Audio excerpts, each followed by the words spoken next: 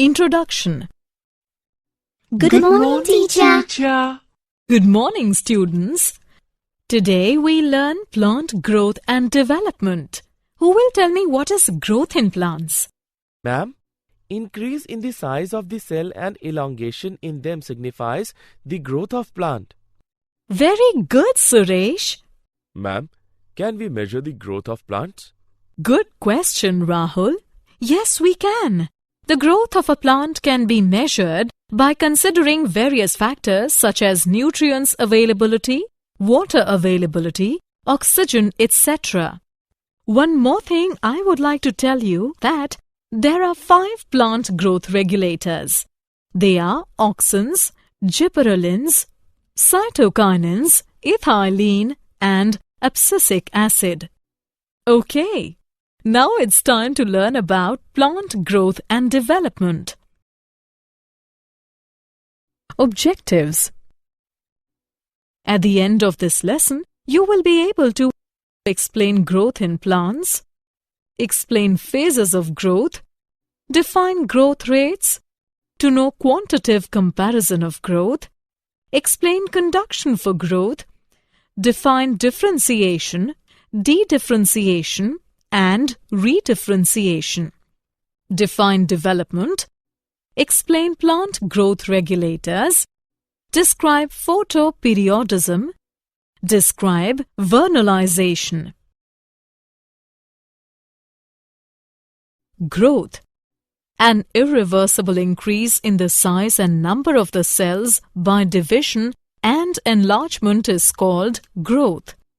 In plants, the growth generally is indeterminate.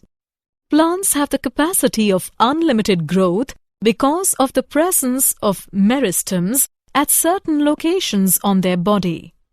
The cells of meristems are capable of dividing by their own.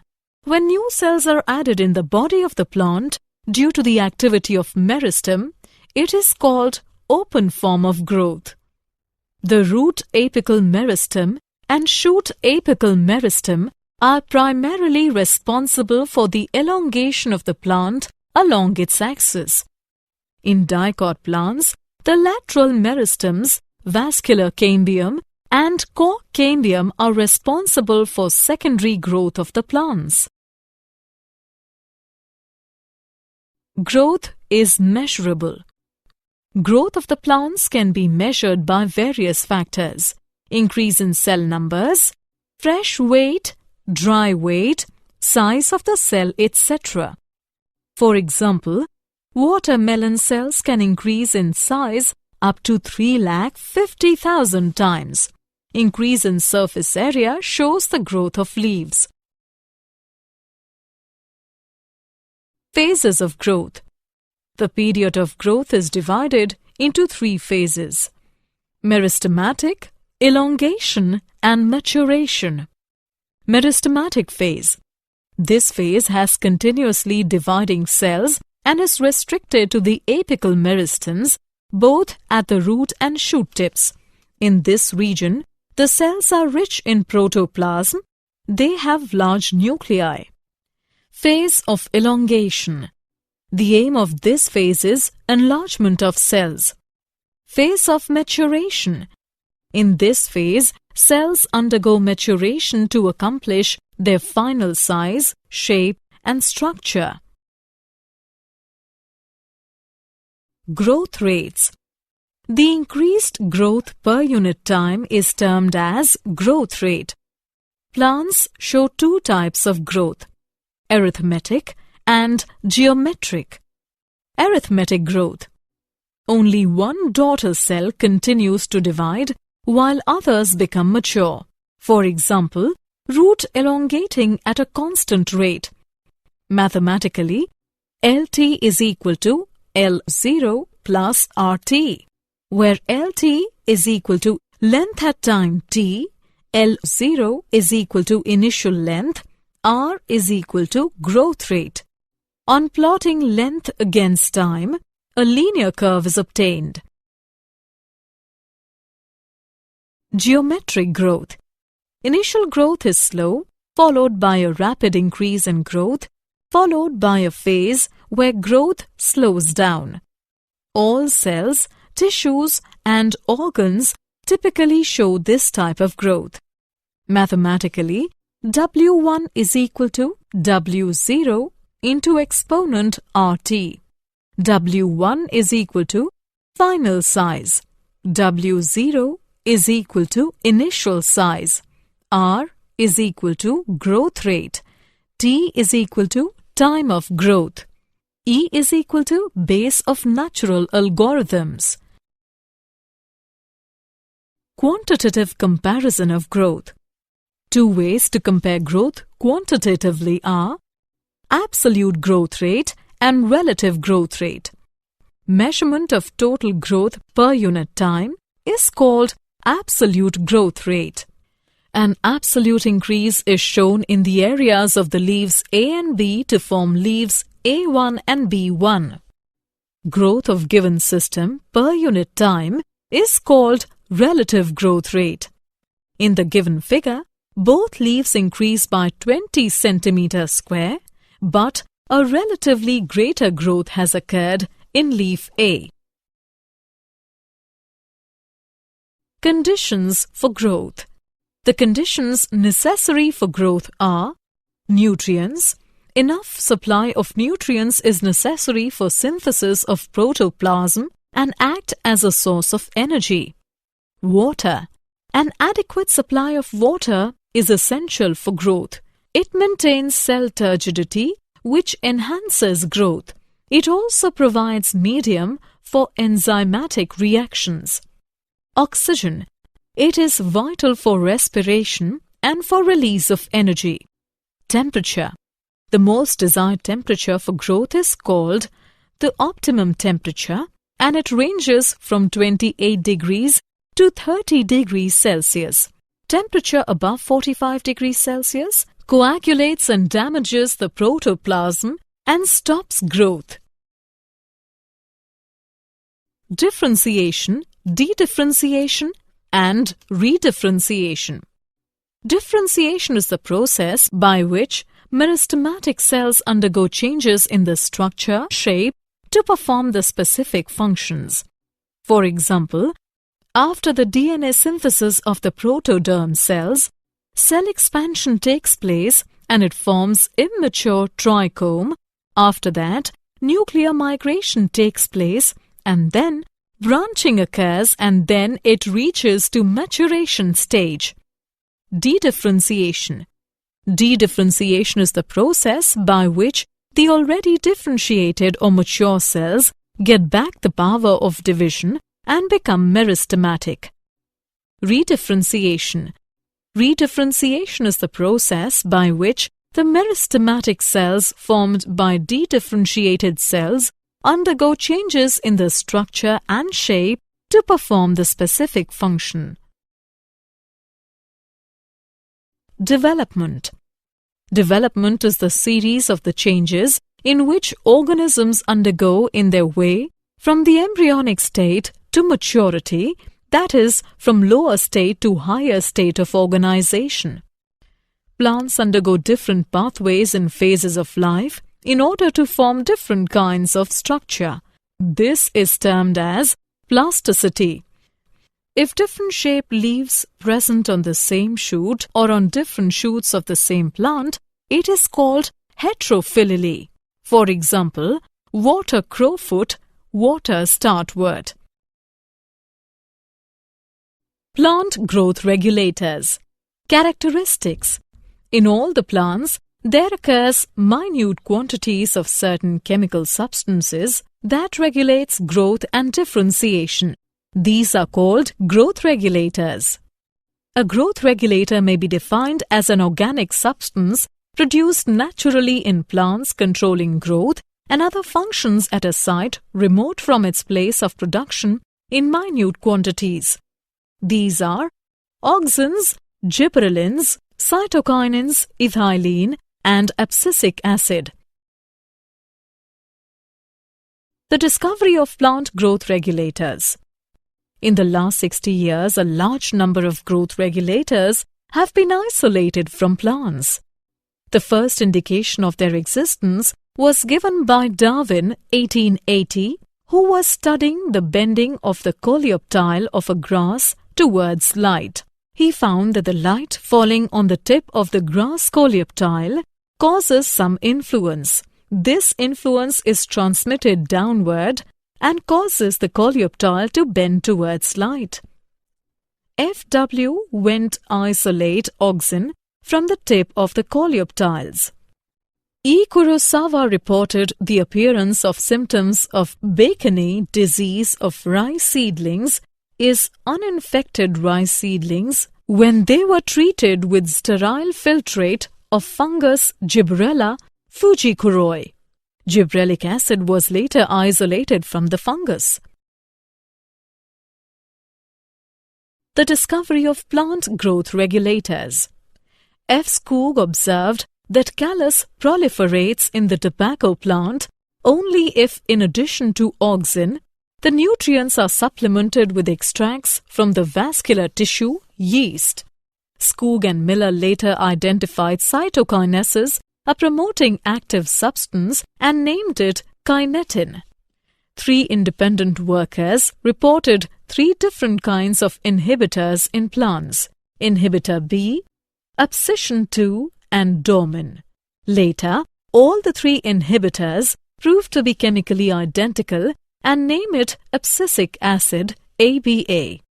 It was found that volatile substance being released from ripened oranges leads to the ripening of unripened bananas, and that was confirmed by Cousins. Later, this substance was found to be ethylene. Physiological effects of plant growth regulators. Auxins. Indole acetic acid is the main natural auxin. Indole butyric acid is also isolated from the plants.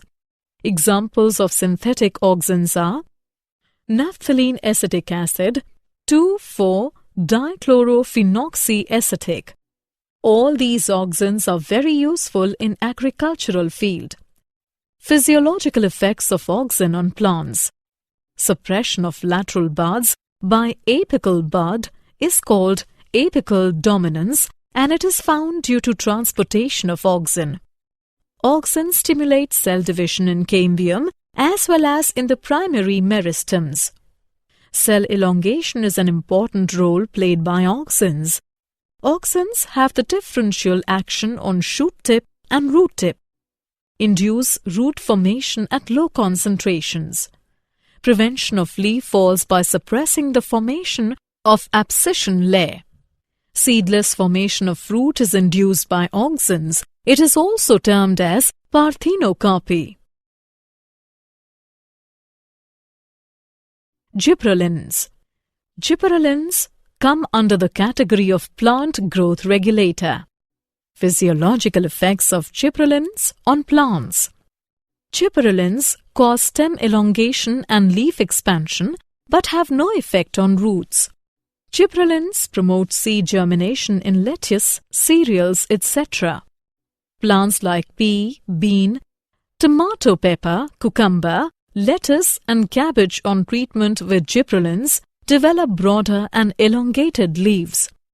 Gibberellins break dormancy of buds and tubers, but in root tubers, the application of gibberellic acid inhibits the development of root tuber. Gibberellin causes parthenocarpy in tomato, apple, etc. Cytokinins. Physiological effects of cytokinins on plants. In the presence of auxins, cytokinin stimulates cell division even in non-meristematic tissues. In parenchyma tissue culture, mitosis is accelerated when auxins and cytokinins are present. It breaks the dormancy of many seeds and promotes their germination. It also promotes the growth of lateral buds.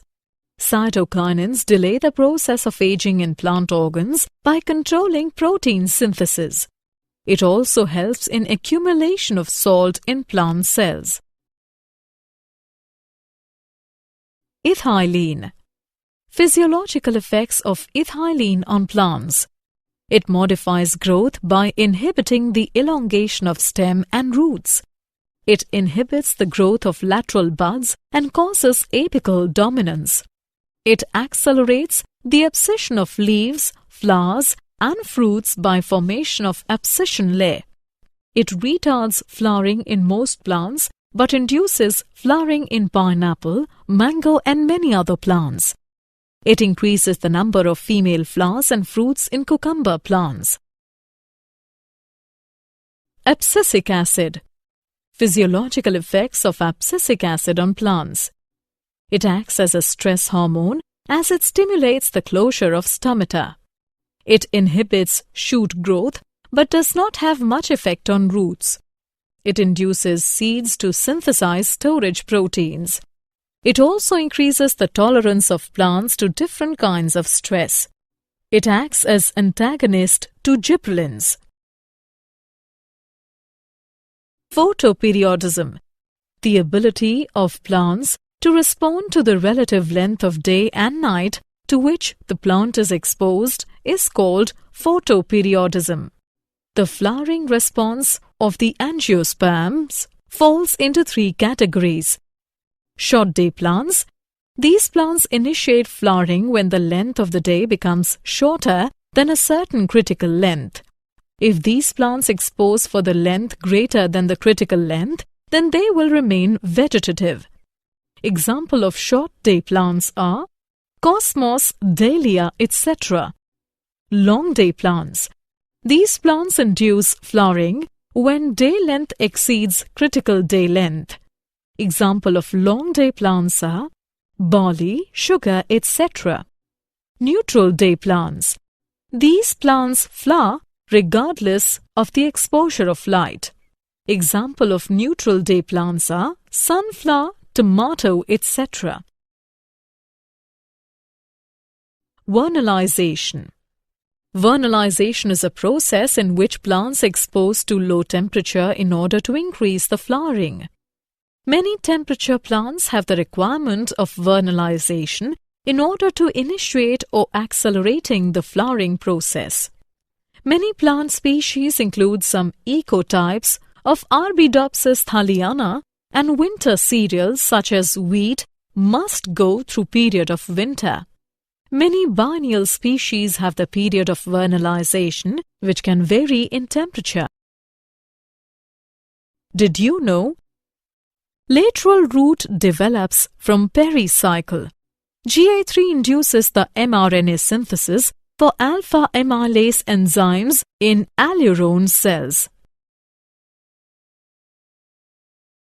Summary. Let's summarize what we have learned. An irreversible increase in the size and number of cells by division and enlargement is called growth. Three phases of growth are meristematic, elongation, and maturation.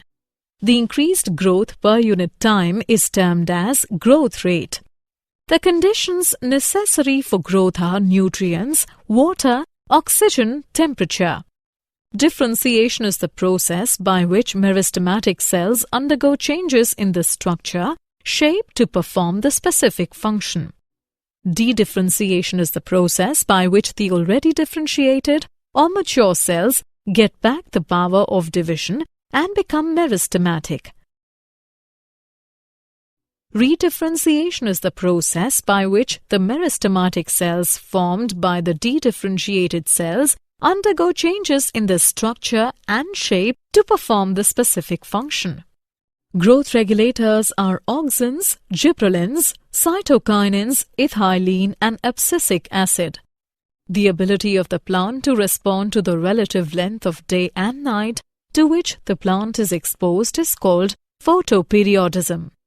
Vernalization is a process in which plants expose to low temperature in order to increase flowering.